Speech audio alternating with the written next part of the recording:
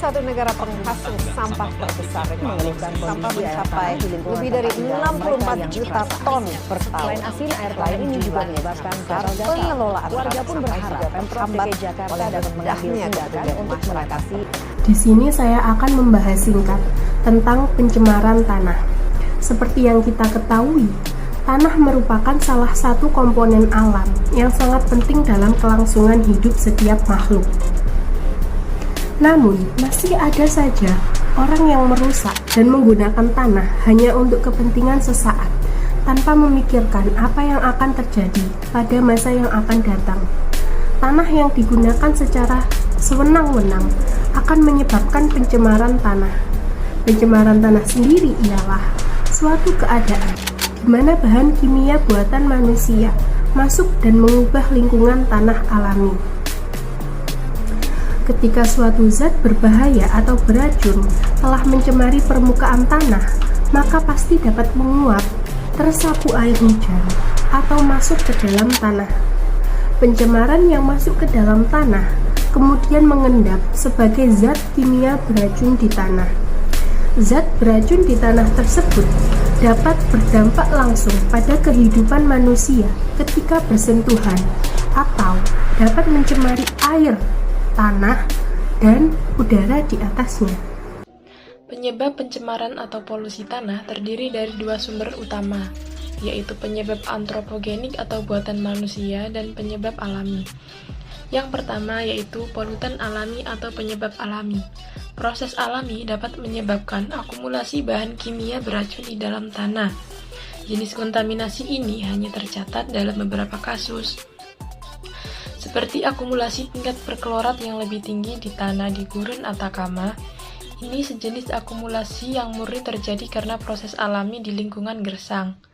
Yang kedua, yaitu polutan yang dihasilkan manusia. Kontaminan buatan manusia adalah penyebab utama polusi tanah.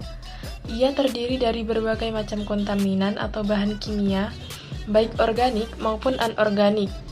Mereka bisa mencemari tanah baik sendiri atau dikombinasikan dengan beberapa kontaminan tanah alami. Polusi tanah akibat manusia biasanya disebabkan oleh pembuangan limbah yang tidak tepat yang berasal dari sumber industri atau perkotaan, kegiatan industri, dan pestisida pertanian. Di sini akan saya sedikit menjelaskan tentang contoh pencemaran tanah. Pencemaran tanah sendiri biasanya dipengaruhi oleh berbagai macam faktor, seperti bencana alam dan kegiatan manusia. Contohnya sendiri dari pencemaran tanah yaitu 1. Pestisida dan pupuk. Yang kedua, pencemaran tanah dari bahan kimia. Yang ketiga, yang tidak lain dan tidak bukan adalah sampah itu sendiri yang sudah lumrah di masyarakat Indonesia. Yang keempat, pencemaran tanah melalui deforestasi. Apa itu deforestasi? Deforestasi adalah istilah untuk mengurangi pohon dalam jumlah besar sehingga tidak ada reboisasi. Dan yang terakhir yang bisa saya jelaskan yaitu limbah rumah tangga. Contoh dari limbah rumah tangga yaitu penggunaan plastik dan tisu yang berlebih serta makanan yang bersisa yang menyebabkan pencemaran tanah. Sekian contoh dari pencemaran tanah yang dapat saya sampaikan. Ya, baik, terima kasih. Assalamualaikum warahmatullahi wabarakatuh. Waalaikumsalam. Ya, dari informasi yang saya dapatkan ada permintaan untuk wawancara terkait dengan pencemaran ya. Kebetulan saya mengajar di Teknik Lingkungan Fakultas Teknik PMK Jawa Timur. Mata pelajaran atau mata kuliah ya yang saya ampu sampai saat ini banyak sih sebetulnya, tapi yang berhubungan dengan pencemaran mungkin ya salah satunya mata kuliah ekologi di semester 1, kemudian mata kuliah manajemen persampahan yang saat ini semester 4 ya, semester genap. Kemudian saya juga mengajar pendidikan bela negara di semester 3 nanti terganjil. Kemudian apa ya, gambar teknik ya, kayaknya gambar teknik. Itu aja basicnya ya. Jadi saya kebetulan dulu alumni UPN juga di teknik lingkungan, S1 kemudian S2 di ITS, dan saat ini sebagai kepala laboratorium dasar. Itu aja. Ada lagi yang perlu diinformasikan kira-kira? Baik Pak, terima kasih atas informasinya. Kita langsung saja pada pertanyaan pertama ya Pak. Ya. Untuk pertanyaan pertama, menurut Bapak, definisi dari pencemaran tanah itu seperti apa Pak? Oh ya, jadi mungkin yang pertama harus kita pahami dulu ya, pencemaran itu kan adalah sesuatu kondisi yang tidak kita inginkan. Kenapa tidak diinginkan? Karena pencemaran itu berhubungan dengan penurunan kualitas lingkungan, dan itu bisa terjadi baik di air, kemudian di udara, kemudian di tanah. Ini yang kebetulan ditanyakan itu, dan itu disebabkan oleh hal-hal yang bisa terjadi dari bahan-bahan kimiawi, buangan industri, buangan rumah tangga, dan kondisinya itu karena dapat mengurangi kualitas lingkungan, berarti dia membahayakan gitu. Jadi saya ibaratkan pencemaran itu sama dengan kalau tubuh kita terserang penyakit gitu ya. Jadi ada virus, ada sesuatu yang mengganggu metabolisme tubuh gitu. Itu kan orang menjadi sakit gitu ya. Nah, sama lingkungan juga begitu. Jika ada sesuatu yang tidak mampu untuk diterima di lingkungan itu ya, baik di tanah, di udara, atau di air gitu, maka bisa dikatakan lingkungan itu sedang sakit atau sedang tercemar. Itu prinsipnya.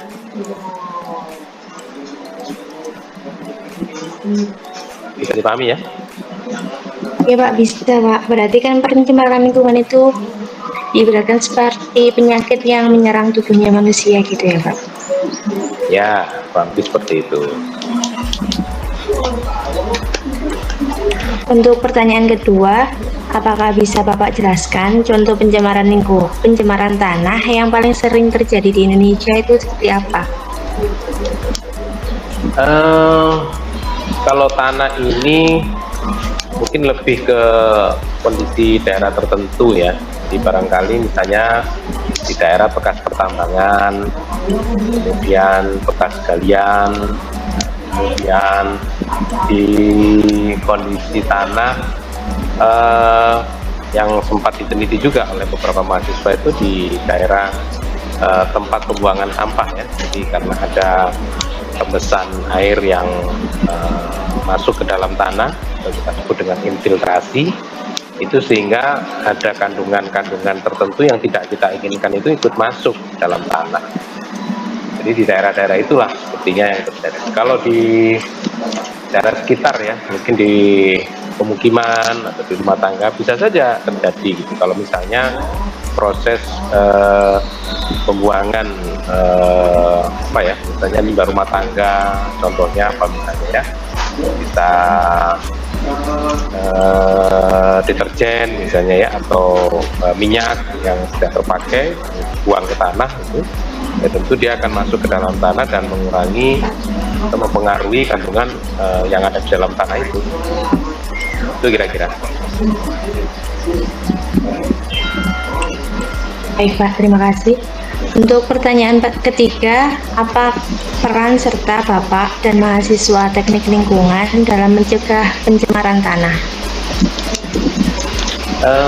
Sebetulnya itu tanggung jawab bersama ya. Jadi saya kira setiap masyarakat yang menyadari akan pentingnya menjaga lingkungan itu pasti dia akan berusaha berhati-hati ya, minimal berhati-hati terhadap memperlakukan kondisi lingkungan. Tapi kalau kami yang ada di teknik lingkungan ini tentu karena kita mempelajari ilmu tentang lingkungan, termasuk juga contohnya misalnya terjadinya pencemaran. Terjadinya pencemaran itu kita pelajari apa yang menyebabkan terjadinya pencemaran, terus kemudian itu termasuk mengidentifikasi sumber-sumbernya gitu ya. kemudian karena itu terjadi di satu lingkungan tertentu, maka kita berupaya mencari solusinya. Mencari solusinya itu kalau misalnya kita orang sakit itu berarti mencari obatnya, kira-kira ya, jadi mencari obat untuk bisa menetralkan. Nah, kalau di lingkungan kita pelajari, misalnya kalau sumbernya itu berupa bahan-bahan kimia tertentu yang mencemari tanah, mencemari air itu, maka kita harus menyiapkan prosesnya. Bagaimana sebuah kondisi tercemar itu agar kembali normal. Kalau di tanah itu ada yang kita kenal dengan remediasi tanah. Remediasi itu pemulihan kondisi tanah yang semula tanah normal gitu, kemudian menjadi tercemar karena adanya bahan-bahan tertentu, maka kita remediasi. Nah, caranya bagaimana? Ada beberapa metode ya. Yang secara biologis itu kita kenal dengan fitoremediasi. Ada beberapa jenis tanaman tertentu yang kemampuan akarnya itu mampu menetralisir kondisi tanah, maka itu kita sebut dengan fitoremediasi. Fito itu ini mungkin teman-teman di pertanian juga lebih paham ya, jadi ada hubungannya dengan fitologi, jadi kemampuan tanaman ya terhadap kondisi di lingkungan, itu baik di tanah, ada juga yang di air, berarti ya tanaman air gitu. Kemudian kalau di udara itu ada kemampuan tanaman dalam menyerap gas-gas tertentu yang ada di udara melalui penyerapan di daun, itu juga sama menggunakan fitoremediasi. Nah, itulah yang kita pelajari sehingga harapannya ilmu-ilmu ini bisa diterapkan di masyarakat ya, untuk bisa memberikan solusi, memberikan pemecahan terhadap kasus ataupun permasalahan yang terjadi, baik dalam skala kecil sampai dengan skala besar. Contoh skala besar itu yang pernah kita teliti misalnya dampak dari lumpur lapindo misalnya ya. Jika lumpur lapindo sudah waktu itu mulai memberikan dampak, itu ada beberapa penelitian yang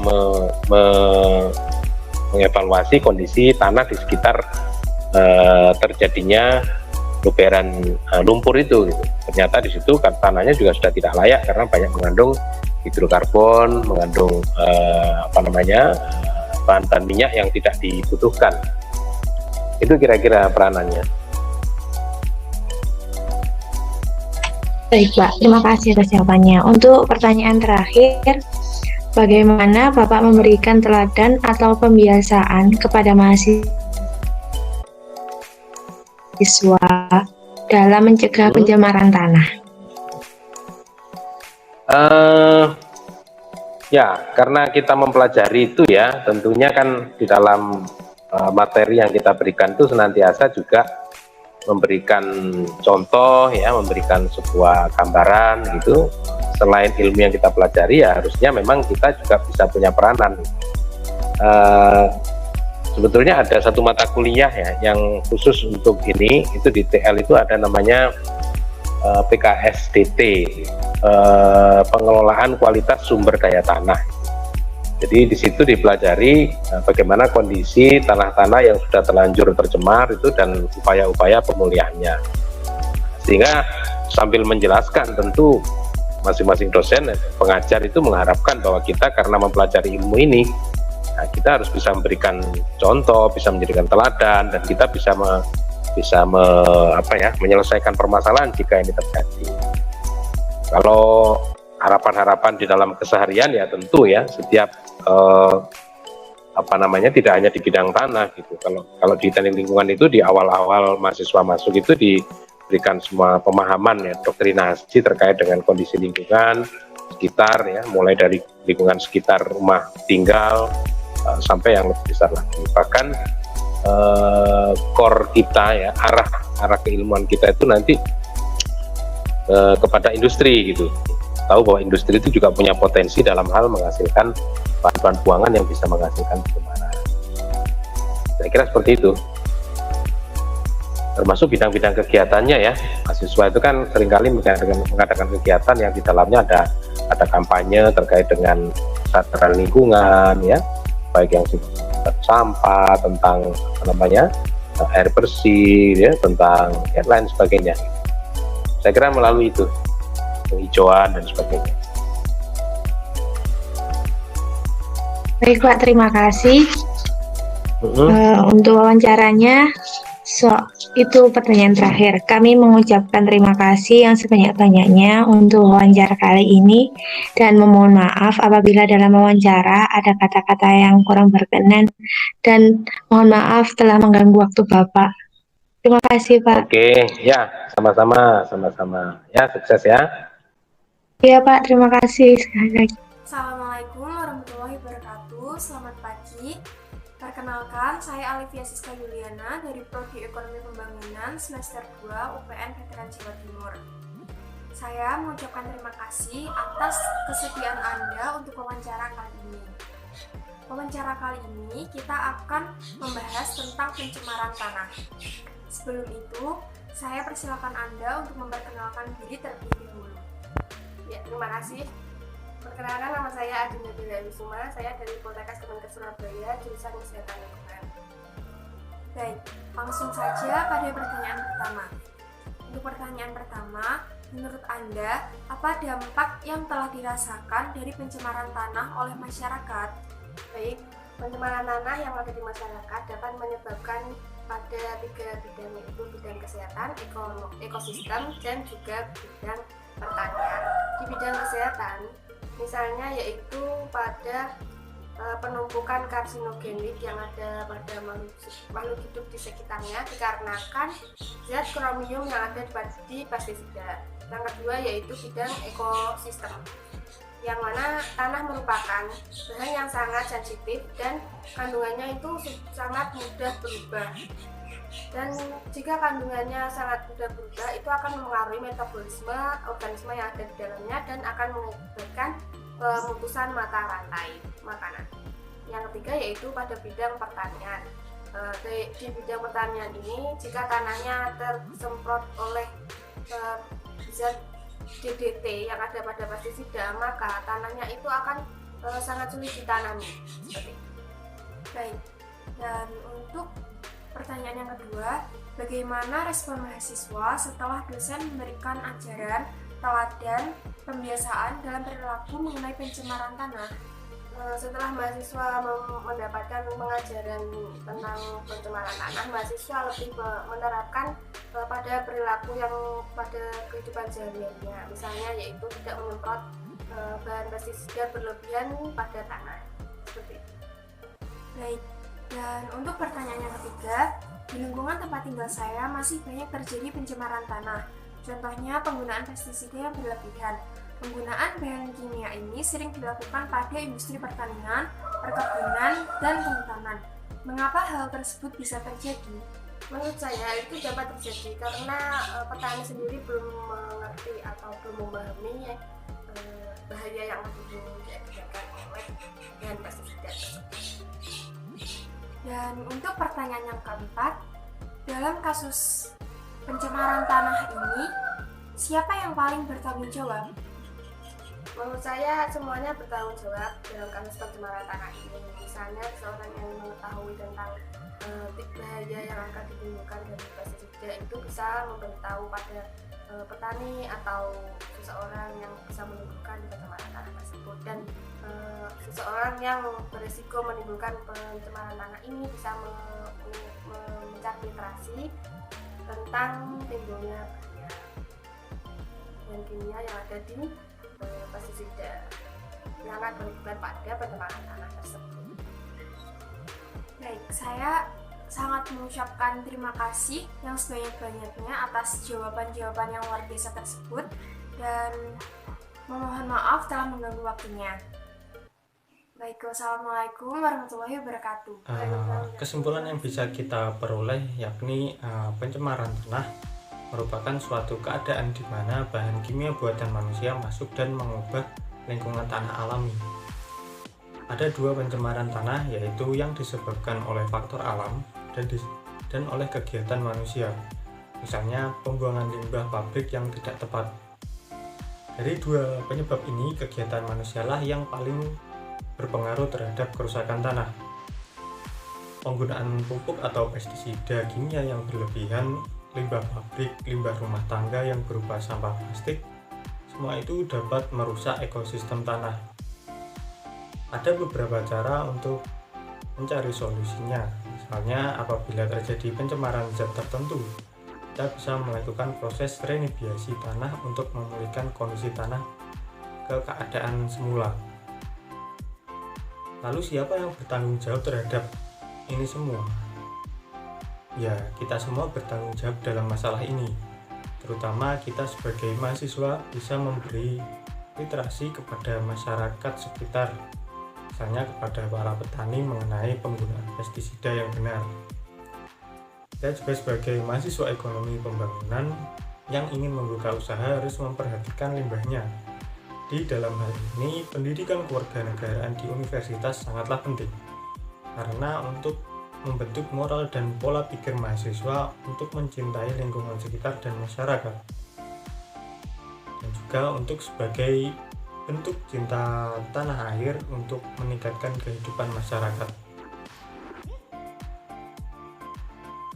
Mungkin itu saja yang bisa saya sampaikan. Saya mewakili teman-teman saya mengucapkan terima kasih banyak. Semoga apa yang kami sampaikan bisa memberi manfaat untuk kita semua. Kurang lebihnya kami mohon maaf. Wassalamualaikum warahmatullahi wabarakatuh.